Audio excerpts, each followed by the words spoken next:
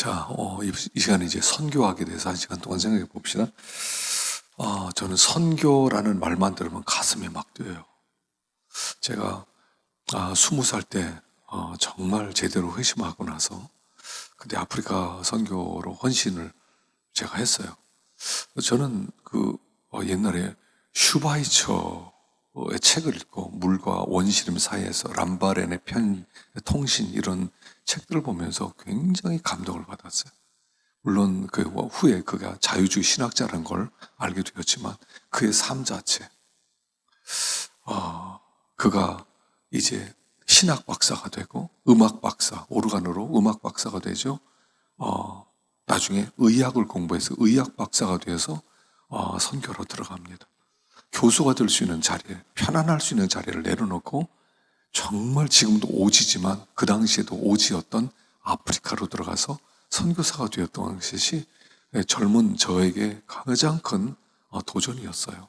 그래서 하나님, 아프리카로, 아무것도 모를 때 아프리카로 가겠습니다. 제가 그렇게 헌신을 했거든요. 그런데 이제 유학을 갔다 오고 그리고 이 목회 현장에 들어가다 보니까 선교 현장에 들어갈 수 있는 그런 기회를 놓쳤어요. 그래서 제가 목회하면서 저희 교회에 제일 처음 선교사로 파송한 것이 아프리카 튀니지였어요. 제 제자 중에 가장 탁월한 형제가 하나 있었어요. 공부도 굉장히 탁월하게 잘했고요. 또 충남대 대학원까지 나오고 아주 인지였어요. 이 친구를 튀니지 선교사로 파송했어요. 그리고 제가 훌로 서포트를 해주겠다. 그래서 지금까지 이제 서포트를 하고 있어요. 그리고 내 마음에 조금 이렇게 위로를 받았어요. 하나님, 내가 못 가고요. 제 제자 중에 가장 탁월한 제자를 보냈습니다. 제가 그런 마음으로 튀니지까지 가봤어요.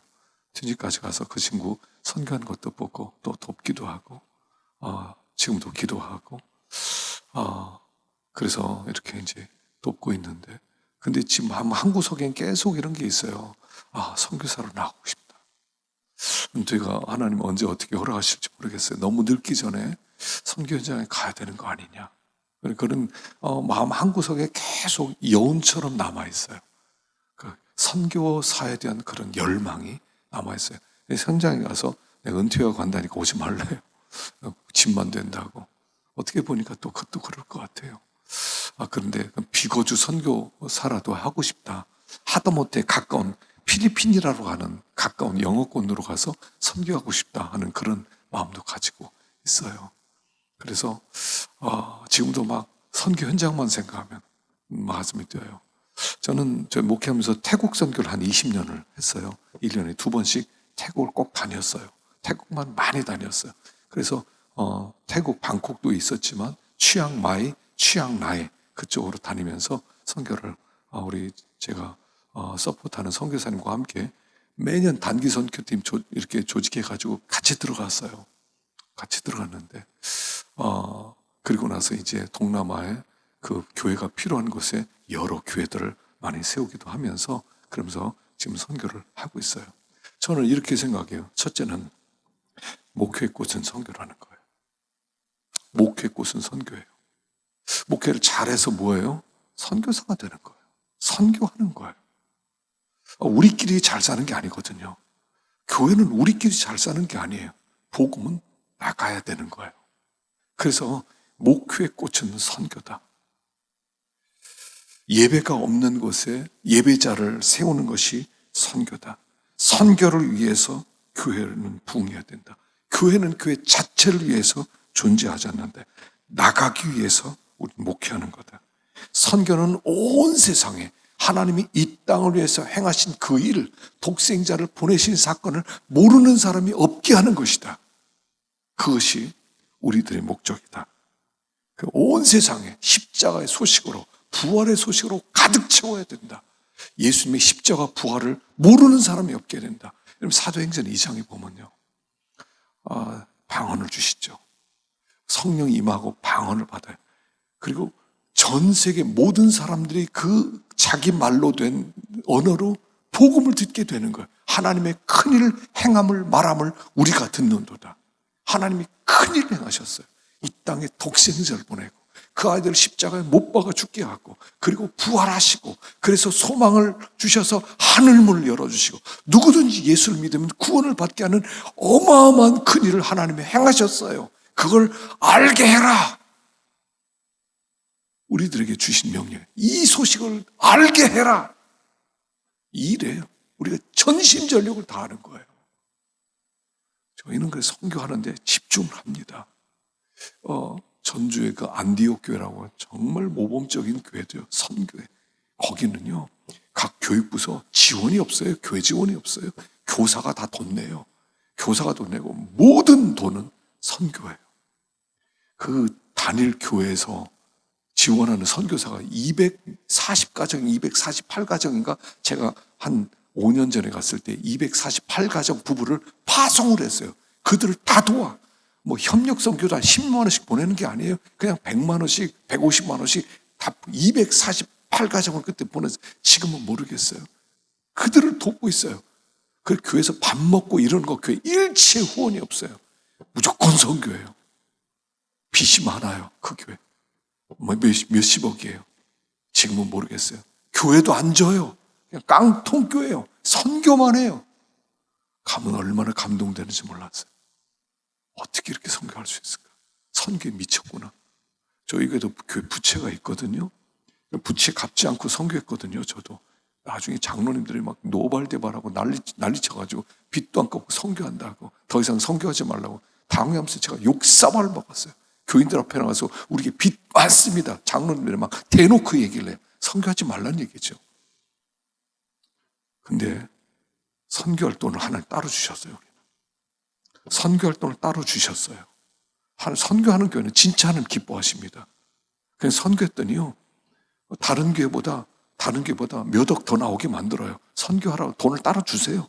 우리는 이렇게 요구 들으면 제가 무조건 선교는 뭐 갑니다. 그냥 무조건 사인하고 나갑니다.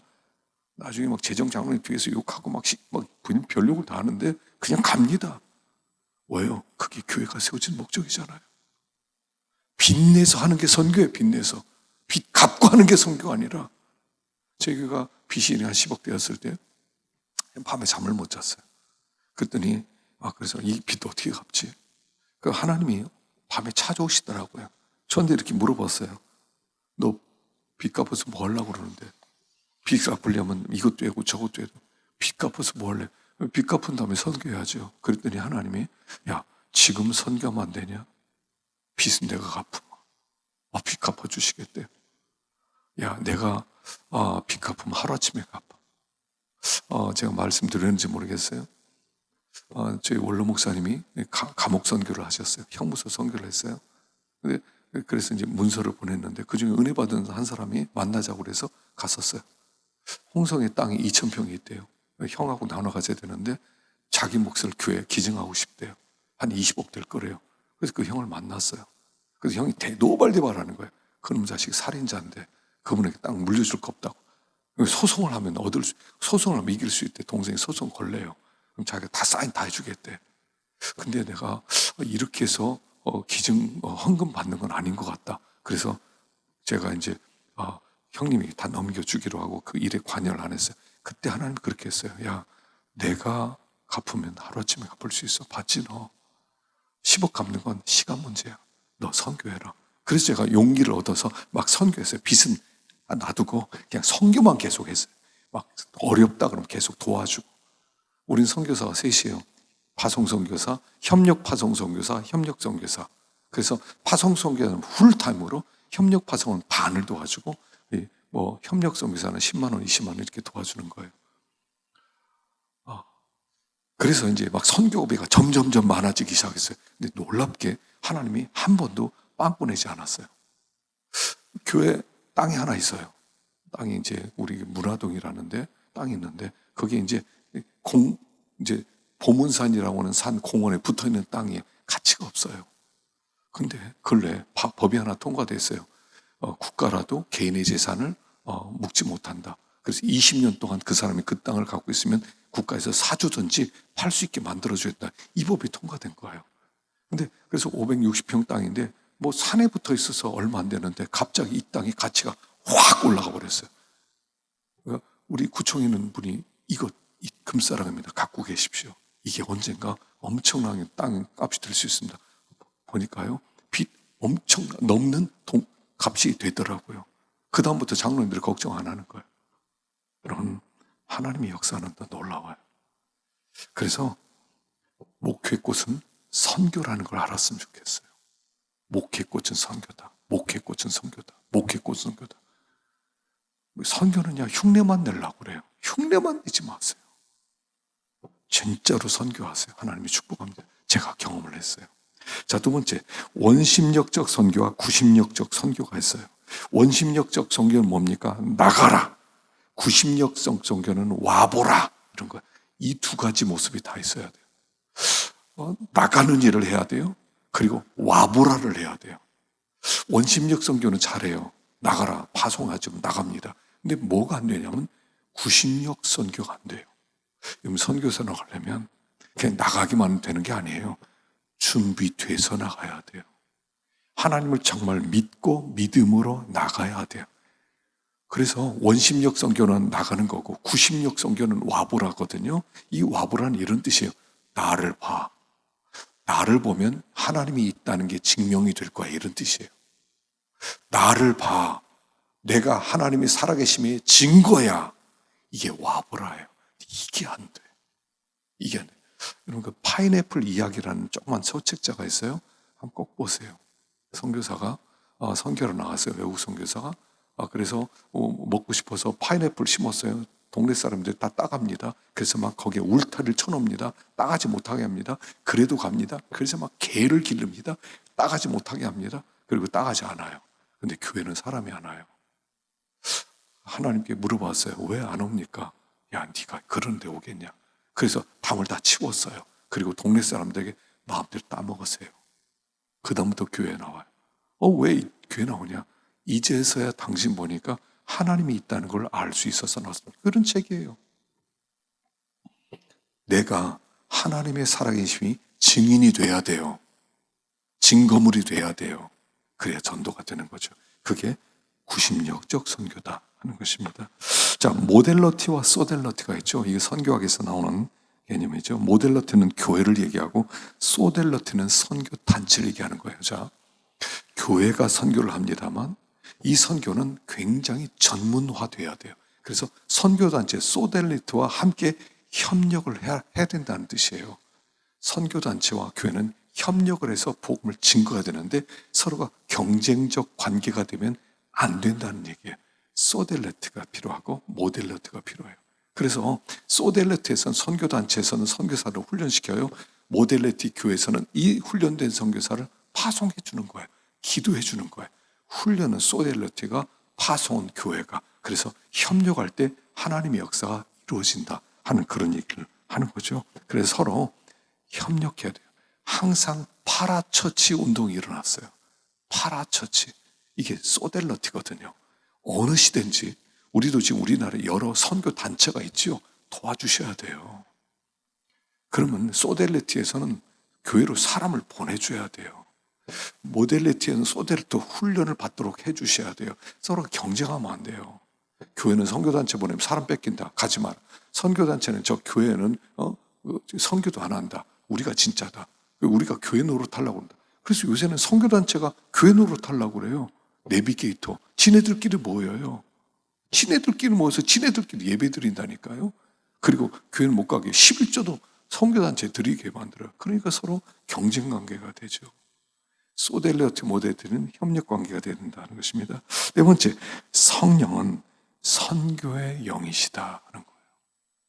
사도행전과 누가복음에 나타난 성령님은 요한복음과 바울 서신에 나온 성령과 다른 일을 하시는 성령님이세요. 그래서 최갑정 교수님이 썼던 책 중에 그 누가의 성령론과 요한의 성령론과 바울의 성령론 다르다는 거죠. 누가의 성령론은 성령은 복음 전하게 하는 분이에요. 그래서 그 요한의 성령론은 진리를 깨닫게 하는 영이시고 바울의 성령론은 성화를 이루는 거룩하게 만드는 성령님이시고 누가복음의 성령은 복음을 증거하게 하는 성령님이시고 그래서 성령은 선교의 영이세요. 성령의 음성을 들으면 나가라. 음성이 들려요. 성령은 나가라. 성령이 충만하면 나가고 싶어요.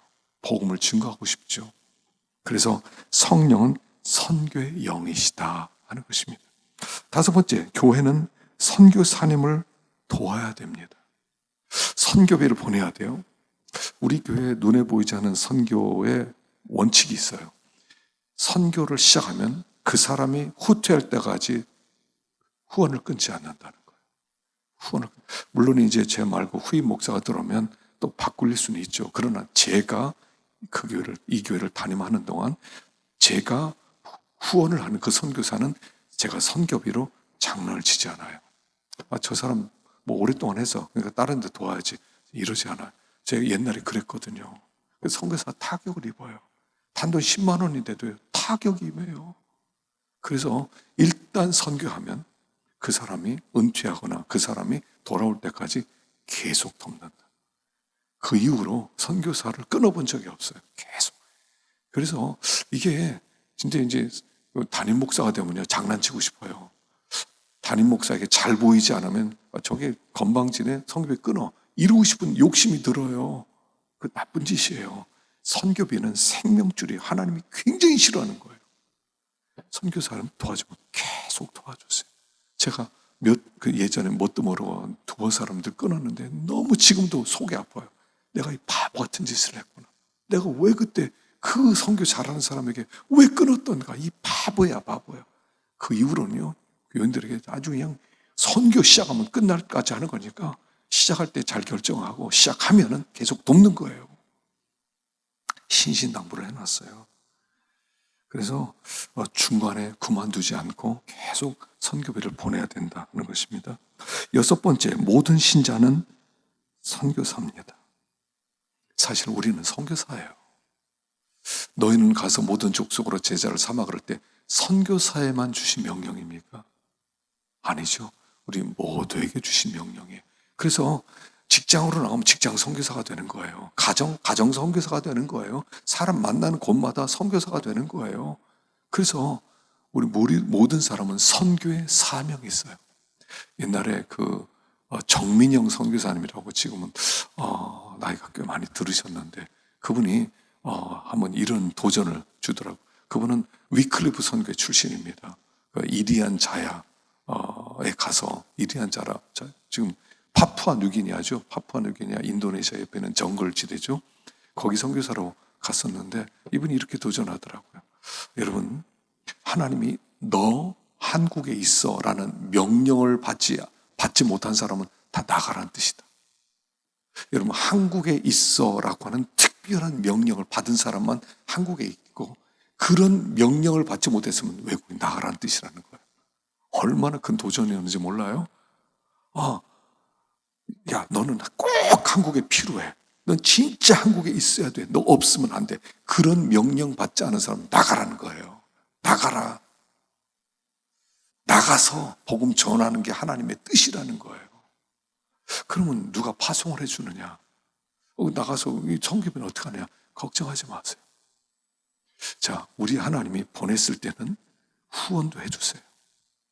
여러분, 필리핀 같은 데는요, 이제 우리 필리핀 협력 선교하는 분이 두 분 있는데, 목회를 참 잘해요. 후원도 해주는 교회가 없어요. 후원교회도 없어요. 근데 지장이 없대. 지금 IMF 터졌잖아요. IMF가 아니라 지금 코로나19 때문에 고통을 당하잖아요. 그래서 코로나19 걸려서 선교사는 들어왔어요. 그래서 한 40일 동안 하다가 지금 회복이 되었어요. 근데 지금도 동영상으로 예배를 보내요. 그래서 제가 걱정이 돼서 물어봅니다. 야, 이게 김선교사 이제 후배니까 말을 놓고 김선교사 어렵지 않냐? 힘들지 않냐? 선교 현장 어떠냐? 목사님, 걱정이 없습니다. 제가 있을 때보다 헌금이 더 많이 들어옵니다. 에이? 헌금이 더 들어? 무슨 소리야? 자기가 없는데도 계속 교인들이 이 어려운 때니까 어렵다는 거 알고 더 헌금을 더 한대요. 전혀 지장이 없대요. 문제가 없대요. 사역하는데 와, 사역을 잘하는구나. 원칙대로 11조 하는 거 가르치고 또 하나님 섬기고 봉사하는 거 가르치고 새벽에 기도하는 거 가르치고 그랬더니 믿음이 생겨서 필리핀 교인들이 헌금하라고요. 또 다른 선교사는요, 선교까지 해요. 여러분, 저 선교학교에서 내가 들어왔습니다. 우리도 선교합시다. 그래서요, 돈을 모아가지고 이 선교사가 1,000만 원을 모았어요. 그 선교지, 필리핀의 그 가난한, 정말 가난한 마을, 정말 그 한 끼 먹고 사는 그들이 11조를 해가지고 선교비를 모았어요. 1,000만 원을 모았대요. 그들에게 1,000만 원은요, 1억이에요, 1억. 그 아프리카에 교회를 지었어요. 여러분, 파송기 없다고 걱정하지 마세요. 말씀을 잘 가르치기만 하면, 양육을 잘하기만 하면 그들도 놀라운 힘을 가지고 있다 하는 것이죠. 그래서 모든 신자는 선교사다.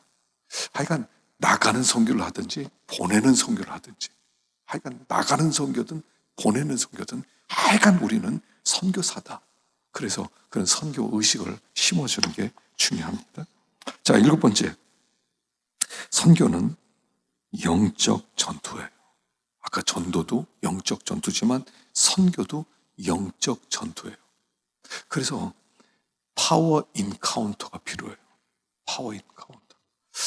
파워 인카운터는 능력 대결이라는 뜻이죠. 가면 영적인 능력자를 만나게 됩니다. 무당이 아주 영험한 무당이 있어요. 영험한 무당들은요, 알아봐요. 우리가 목사라는 것도 알아보고요. 우리의 영적 실력도 알아봐요. 그래서 영권이 있어서 나가야 돼요. 선교사가 영권이 없이 나가면 당하게 돼 있어요. 영권을 가지고는 기도 많이 해야 돼요. 그래서 사도행전은 성령행전, 선교행전, 핍박행전, 기도행전이에요. 그래서 기도가 있는 거예요. 사도행전과 누가복음의 특징은 기도가 많다는 거예요. 기도로 영권을 키워서 현장에 나갈 때 영적 전투에서 이기는 거예요. 마귀와 싸워야 돼요. 마귀와 대결을 하는 거예요. 우리나라는 뭐 점잖게 신앙생활하고 점잖게 목회하지만 현장에 들어가서는요, 막 부딪히는 거예요. 거기에서 그 부딪히면서 하나님이 주시는 그 감동으로 이겨나가는 것이죠. 그래서 선교 현장에서 있는 그런 생생한 이야기들 우리가 듣지 않습니까? 무당들과 어떻게 싸워 이겼다는 거, 어떻게 영적 전투에 이겼다는 거, 뭐 이런 얘기들이 얼마나 많이 나타납니까? 그래서 그 선교는 영적 전투라는 것입니다. 그래서 기도와 선교는 같이 가는 거예요. 기도하지 않으면 안 됩니다. 마귀를 만나게 돼요. 귀신을 만나게 돼요. 귀신을 이길 수 있는 그런 권세가 있어요. 그래서 믿는 자에게는 이런 표적이 따르리니 귀신을 쫓아내면 이렇게 나오는 거예요. 믿는 자에게는 이런 표적이 귀신을 쫓아내고 새 방언을 말하고 뱀을 집으며 무슨 독을 마실지라도 해를 받지 않냐고 병든 자에게 손을 얹어즉 나으리라는 권세가 있는 거예요. 이런 거 얘기하면 꼭 신비주의인 줄 알아요. 권세죠. 영적 권세. 그래서 이런 영적 권세를 가지고 나갈 때 우리는 영적 대결에 승리할 수 있다는 것입니다. 자, 마지막 8번째, 선교는 순교입니다. 선교는 목숨을 거는 거죠. 그 예수님께서 부활하신 다음에 내가 너희를 갈릴리에서 만나리라 그래. 갈릴리. 부활하신 예수님을 무덤에서 만난 게 아니라 갈릴리에서 만나요. 그 갈릴리는 어떤 곳입니까? 선교 현장이라는 거예요. 부활한 나를 너희들은 언제 어디서 만날 거냐? 현장에서 만나게 될 것이다. 현장에서 부활하신 주님을 체험하게 될 것이다. 이런 뜻이에요. 지금도 주님을 만나기 위해서는 현장으로 들어가야 돼요. 영적 프론티어로 들어가야 돼요. 그 최전방으로 가야 돼요. 적과 총소리가 나고 적을 보면서 총을 쏘는 그 현장 속에서 부활의 능력을 체험하게 될 거라는 거예요. 부활하신 주님을 만나게 될 것이라는 거예요. 그래서 선교는 목숨을 거는 거예요. 목숨을 거는 거예요. 선교는 순교예요. 주님은 우리를 부르실 때 순교하라고 부르셨어요, 사실은. 여러분, 신앙의 최정점은 순교입니다. 아니, 어떤 사람은 이 요한계시록도 희한하게 해석하더라고. 이렇게 아직 순교자의 수가 차지 않았으니까 찰 때까지 기다려라 그러는데요. 사실은 모든 사람은 다 순교자로 부르는 거예요. 거룩이라는 게 뭐냐면 거기에서 빼냈다는 것이죠. 특별한 목적을 가지고 빼냈다. 양들 중에서 하나님께 드릴 제물을, 그 많은 깨끗한 양을 꺼내요. 그리고 이 양은 제물로 드려질 거예요. 그게 그리스도인이에요. 우리는 드려지기로 부름받은 사람이에요. 우리의 결론은 순교예요. 우리 하루하루의 삶이 순교가 돼야 돼요. 우리 목회는 목을 거는 거예요. 목숨을 거는 거예요. 순교예요. 그게 승리예요. 목숨을 걸면 죽고자 하는 자는 살 것이고 살고자 하는 죽을 것이다예요. 하나님의 현장 속에 죽으러 나가는 거예요. 하나님 죽으러 왔습니다. 죽으러 왔습니다 할 때 하나님이 살아있는 역사가 있는 것이죠. 그래서 선교는 순교예요. 자녀 교육 때문에 나가지 말고, 직장이 없어서 먹고 살기 나가지 말고, 복음 때문에 순교를 각오하고 나가면 사는 역사가 있어요. 하나님이 진짜로 역사예요. 목숨 걸고 나가는 거예요. 그냥 하루하루가 덤으로 주어지는 거예요, 사실은. 말과 행동이 같을 수 있으면 좋겠습니다. 여러분, 하나님이 그렇게 부르셨는데 그 순교를 각오하고 정말 하나님의 복음을 힘있게 증거하면 먹고 사는 거 다 하나님 책임져. 걱정하지 마세요. 걱정하지 마세요. 하나님이 책임져 주세요. 그런 길을 걸어가시기를 축원합니다. 수고하셨어요.